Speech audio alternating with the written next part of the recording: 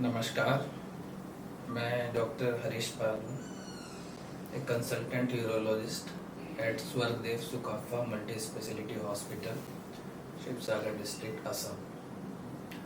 आज हम लोग प्रोस्टेट ग्लैंड के बारे में बात करेंगे। ये प्रोस्टेट ग्लैंड होता क्या है?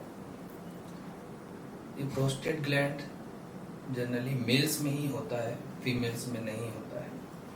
प्रोस्टेट ग्लैंड हमारे यूरिनरी ब्लैडर, जो पेशाब की थैली होती है, उसके नीचे हिस्से में होता है।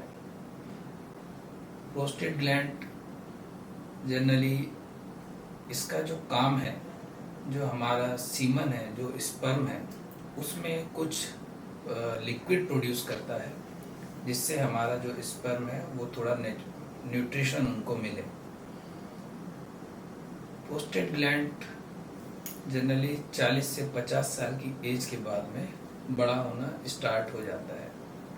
इसका जो नॉर्मल साइज रहता है वो एक अखरोट के बराबर होता है, अराउंड 18 to 20 ग्राम्स के आसपास इसका नॉर्मल वेट होता है। जैसे ही उम्र हमारा बढ़ता है, 50 से 60 साल हुआ, 60 से 70 साल हुआ, उसके साथ साथ हमारी जो प्रोस्टेट ग्लैंड है मेल्स में, इसका साइज बढ़ना स्टार्ट हो जाता है और ये कुछ कुछ सिम्टम प्रोड्यूस करता है।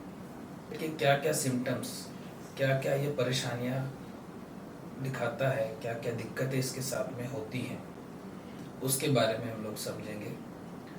इसके जो सिम्टम्स हैं, जो नॉर्मली 45 से 50 या 50 to 60 की एज में आने के बाद में जनरली स्टार्ट होते हैं। इसके सिम्टम्स में लोगों को रात में बार बार पेशाब जाना, जिसको इंक्रीज फ्रीक्वेंसी हम लोग बोलते हैं।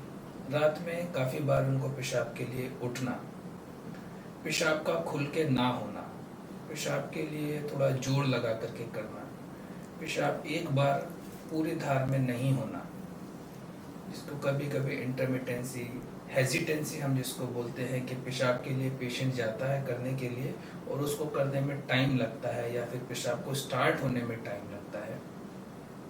पेशाब करने के बाद में पेशेंट को लगता है कि मुझको पेशाब पूरा नहीं हुआ है, अभी बच गया है। इस तरह के सिम्टम्स प्रोड्यूस होते हैं।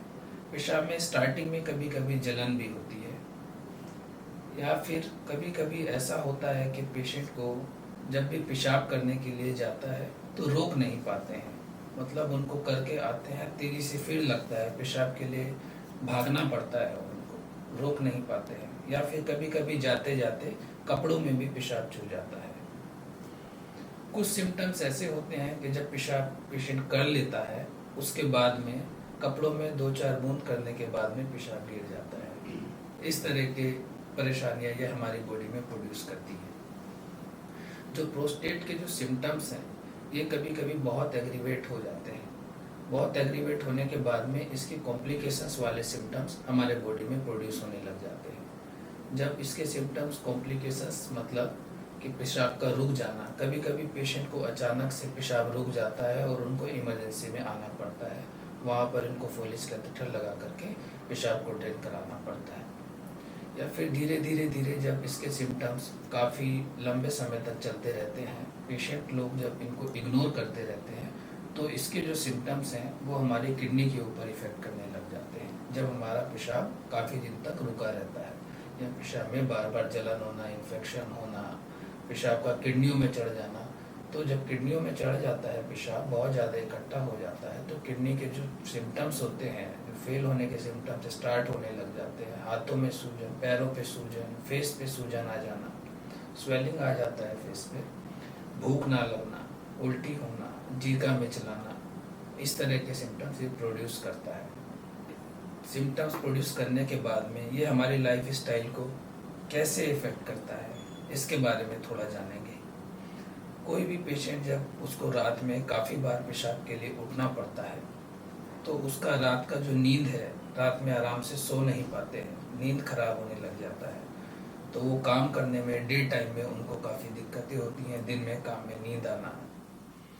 इसके अलावा ये हमारी लाइफ को ऐसे इफेक्ट करता है कि लोगों को जब पेशाब नहीं रुक पाता है, कपड़ों में चू जाता है, वो तो सोशल स्टिग्मा जैसा हो जाता है, लोगों को जाने के लिए डर लगता है। पेशाब, उनको लगता है कि मेरा पेशाब निकल जाएगा, रोक नहीं पाएंगे। इस तरह के हमारी जो लाइफ स्टाइल है उसको इफ़ेक्ट करने लग जाता है।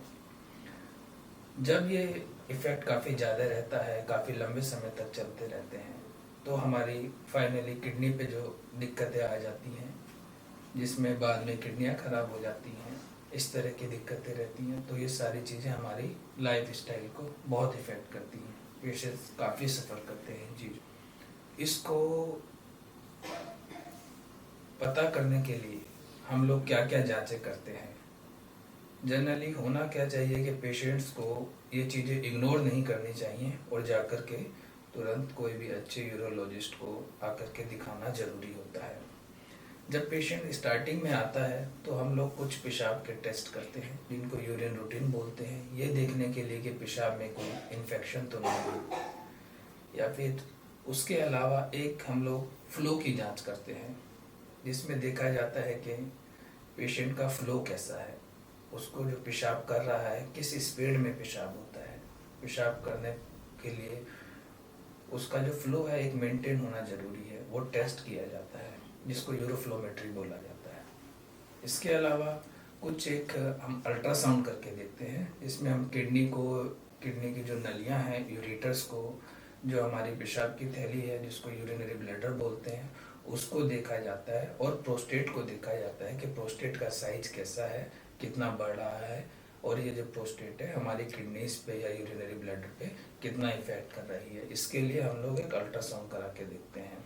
और ये भी देखते हैं कि जो पेशाब आपने जब अल्ट्रासाउंड करते हैं तो कितना आपका प्री वॉइड वॉल्यूम है, पेशाब करने से पहले कितना आपके यूरिनरी ब्लैडर में पेशाब रुका है, और उसके बाद में जब पेशाब करके आता है फिर दोबारा अल्ट्रासाउंड उसी समय किया जाता है, ये देखने के लिए कि उसको कितना पेशाब रुक जाता है। यूरिनरी ब्लैडर में करने के बाद भी पेशाब काफ़ी रह जाता है। ये सारी परेशानियां देखने के लिए हम लोग अल्ट्रासाउंड करते हैं।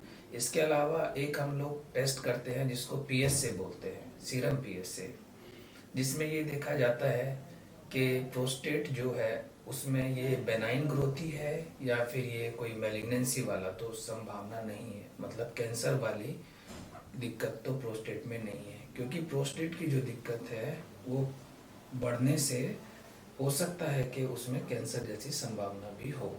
इसलिए एक बेसिक टेस्ट जनरली 55 साल की उम्र के बाद में एडवाइस किया जाता है। अब हमारे पास में जब दिक्कतें रहती हैं तो हम प्रोस्टेट का क्या इलाज कर सकते हैं, क्या इलाज संभव रहता है प्रोस्टेट का।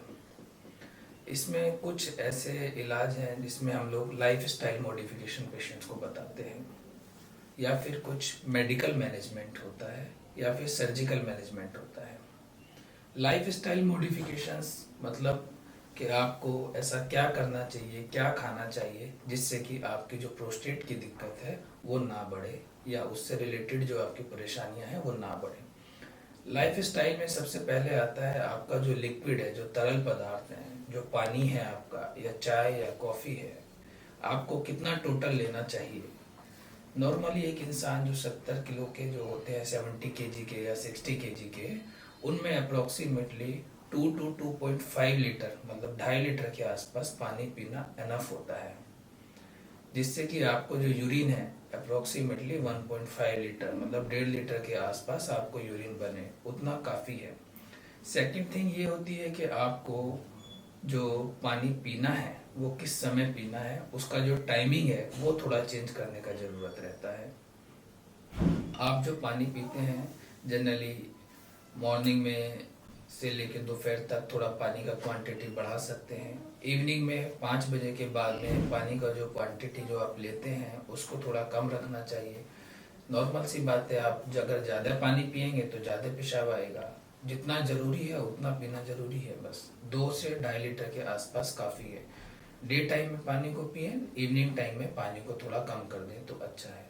साथ में खाने में हमारे को क्या लेना चाहिए, जो हमारे गॉड ने जो रंगीन पदार्थ, जो रंगीन फ्रूट्स बनाए हैं, जैसे पपाया हुआ, क्रेनबेरी हुआ, ग्रेप्स हुआ, चीकू हुआ, आपका मैंगो हुआ, जो भी हमारे कलरफुल फ्रूट्स हैं उनको अपनी डाइट में इंक्रीज किया जाए, जिसमें कि काफ़ी फ्लेविनॉइड्स और एंटीऑक्सीडेंट्स होते हैं, जो कि हमारी प्रोस्टेट को ना बढ़ने से रोका जाता है उनको। सेकंड थिंग होता है कि जो आप चाय कॉफ़ी पीते हैं, ये थोड़ा सा हमारे जो ओवर एक्टिव ब्लैडर कंपोनेंट होता है प्रोस्टेट में, उसको थोड़ा सा कम करते हैं। खाने में बाकी आपकी जो हरी पत्तेदार सब्जियां हुआ, टोमेटो हुआ, उसमें एक लाइकोपीन रहता है जिससे कि प्रोस्टेट हमारा नहीं बढ़ता है, उसकी दिक्कतें थोड़ी सी कम रहती हैं। इसकी ये तो लाइफ स्टाइल मॉडिफिकेशन हुआ। इसके अलावा हमारा जो मेडिकल मैनेजमेंट होता है, जिसमें कि हम लोग कुछ दवाइयाँ प्रेस्क्राइब करते हैं, जिसमें कुछ अल्फा ग्लूकर नाम की दवाइयाँ होती हैं जिसको टेम्सुलोसिन बोलते हैं। उसमें ये जो दवाई है ये नाइट के समय जनरली दी जाती है, सोने से पहले। ये दवाई हमारी जो प्रोस्टेट ग्लैंड है उसकी कुछ स्मूथ मसल्स पे काम करती है, जिससे कि जो हमारा रास्ता है, जो प्रोस्टेट ग्लैंड बड़ा होने से जो हमारा पेशाब का जो रास्ता है जो दबाती है प्रोस्टेट ग्लैंड, उसको थोड़ा सा ये डायलेट करता है प्रोस्टेट की स्मूथ मसल्स पे काम करके, जिससे कि हमें पेशाब इजीली होता है। और कुछ दवाइयाँ होती हैं जिनको हम लोग 5 अल्फा रिडक्टेस इनिबिटर बोलते हैं, जो कि प्रोस्टेट की जो हमारी ग्लैंड है उसका साइज को बढ़ने से रोकते हैं। प्रोस्टेट का जो साइज है, हमारी बॉडी में कुछ हार्मोन प्रोड्यूस होता है जिसको हम टेस्टोस्टेरोन बोलते हैं।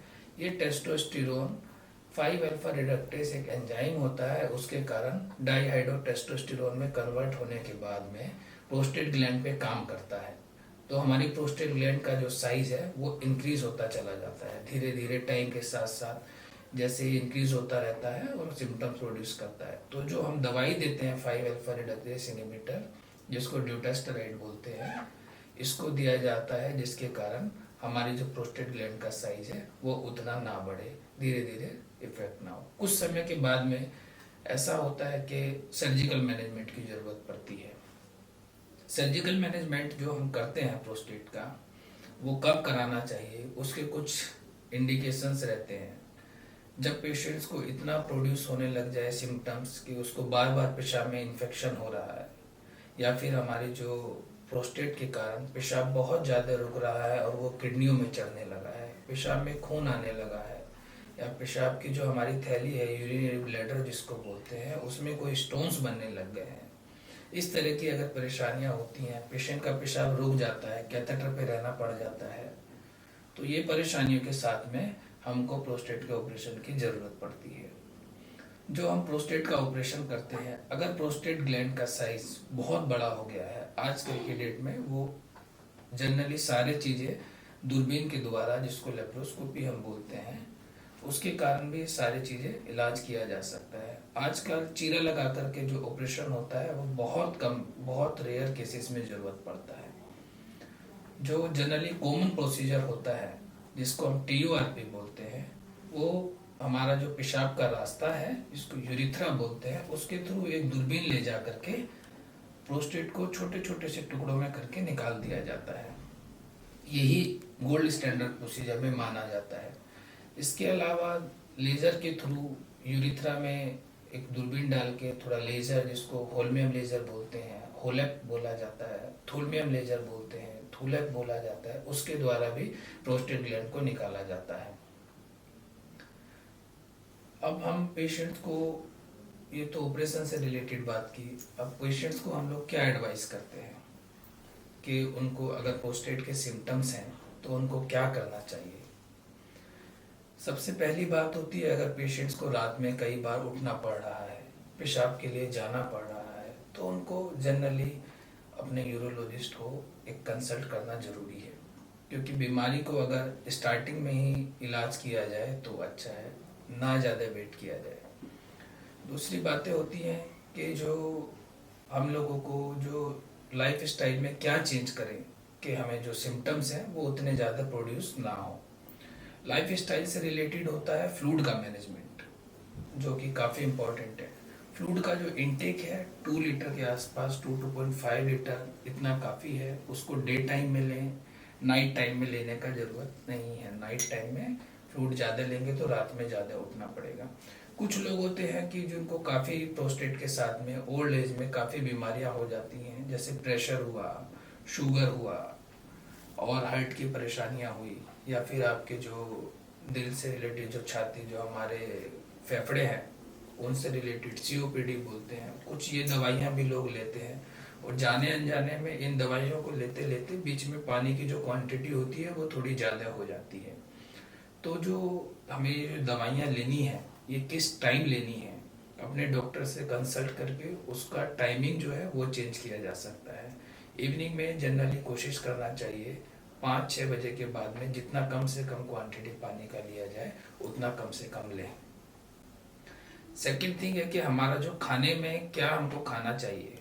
खाने में हमें जो है नॉन वेज की जो क्वांटिटी है वो थोड़ा कम करना चाहिए।